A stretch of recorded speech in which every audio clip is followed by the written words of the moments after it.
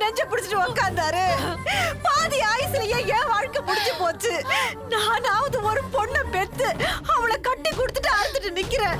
ஆனா இவ பிள்ளை பெத்துக்கிறதுக்கு முன்னாடியே இவ தாலிக்கு சோதனை வந்துருச்சு. ஐயோ இவ இதை எப்படி தாங்குவா? ஐயோ கடவுளே, இந்த சோதனை எதுக்கு இவளுக்கு கொடுத்திருக்க? உனக்கு கண்ணு இல்லையா? அம்மா, கடைசி வரைக்கும் உனக்கு துணைனா எனக்கு துணை நீ இருக்கணும் போல இருக்கு. எனக்கு என்ன விட்டுட்டு போயிடாதீங்க. நான் உங்களுக்கு என்ன குறை வச்சேன்? மத்தவங்க கவலை எல்லாம் மனசுக்குள்ள போட்டுக்கிட்டு என்ன நீங்க அனாதையாக்கிட்டு போயிடாதீங்க. அவனே முடியாம வந்திருக்கா. அவங்கிட்ட பேசுற பேச்சாம தைரியமா ஒரு 4 வார்த்தை சொல்லாம இப்படி ஒப்பாரி வச்சுக்கிட்டீங்களா அம்மாளும் பொண்ணு? சம்பந்தி, அதுதான் சின்ன பொண்ணுனா நீங்களுமா? இப்ப என்ன நடந்து போச்சு? டாக்டர் மைல்டு அட்டாக்னு தானே சொன்னாரு. எனக்கு கூட தான் அட்டாக் வந்துச்சு. நான் நல்லபடியா இல்ல. ஒண்ணு இல்லாத விஷயத்த நீங்களே பெருசாக்கி அவனை முடக்கி போட்டீங்க போடுறது. பாருங்க, இந்த வம்சத்துல யாருமே அல்பாயுசில போனதில்ல சம்பந்தி அம்மா. அவன் பேரம் பேத்தி எல்லாம் எடுத்ததுக்கு அப்புறம் தான் அவன் காலமே முடியும். சம்பந்தி, என்னை மன்னிச்சிருங்க. மாப்பிளைக்கு என்னமோ ஆயிடுச்சுங்கிற பயத்துல நான் இப்படி எல்லாம் உளறிட்டேன். உங்க புள்ள நல்லா இருந்தா தானே என் பொண்ணு நல்லா இருப்பா. அது கூட தெரியாத கிறுக்கச்சியா நானு? மாப்பிள்ள, நீங்க நல்லா இருக்கணும்.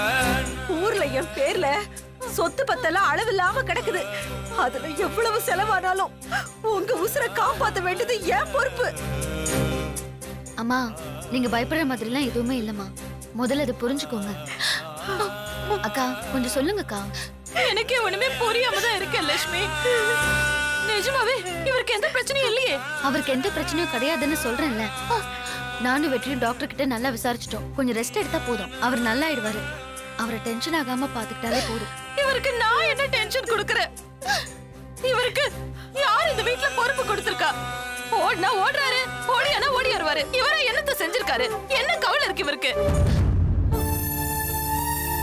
அண்ணி, இப்படியே பேசிக்கிட்டு இருந்தா அவர் மனசு கஷ்டப்படதான் செய்யும். விடுங்க அண்ணி, இனிமே பேச வேண்டாம்.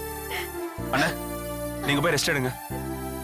ஆமாண்டா தங்கவேலு, நீ இங்க இருந்தா வர்றவங்க போறவங்க எல்லாம் என்ன ஏதுன்னு விசாரிச்சுட்டே இருப்பாங்க. போய் ரெஸ்ட் எடுன்னு சொல்றேன்ல. வாங்க எந்திரிங்க. என்ன சோதனை இது? இருமுடி தலையில இருந்து தவறுனப்போ எனக்கு தோணுச்சு. ஏங்க பாத்து போங்க. பயப்படுற மாதிரி ஒண்ணும் இல்ல. ஒண்ணும் பயப்படுற மாதிரி இல்லன்னு டாக்டரே சொல்லிட்டாரு. தோட்டத்து வரைக்கும் போயிட்டு வரேன். நீ பத்திரமா பாத்துக்க.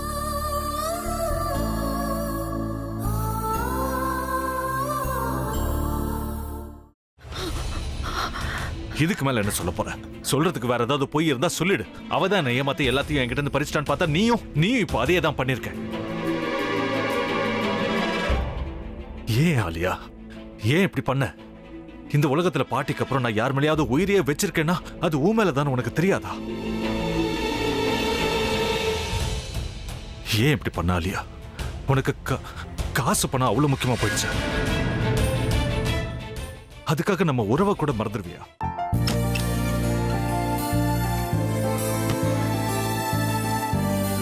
சக்தி ஒரு நிமிஷம்.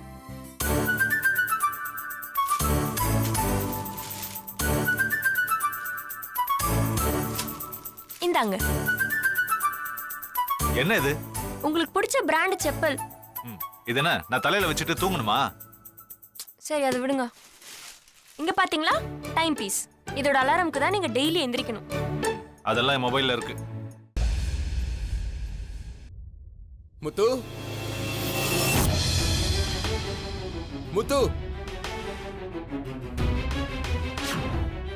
என்னடி இவன் முத்துன்னு ஒருத்தைய உருவாக்கி விட்டான். செல்வியை மறப்பான்னு பார்த்தா எப்ப பார்த்தாலும் முத்து முத்துன்னு கூப்பிட்டு இருக்கான். முத்துவ கூப்பிட மட்டுமா செய்யறான்?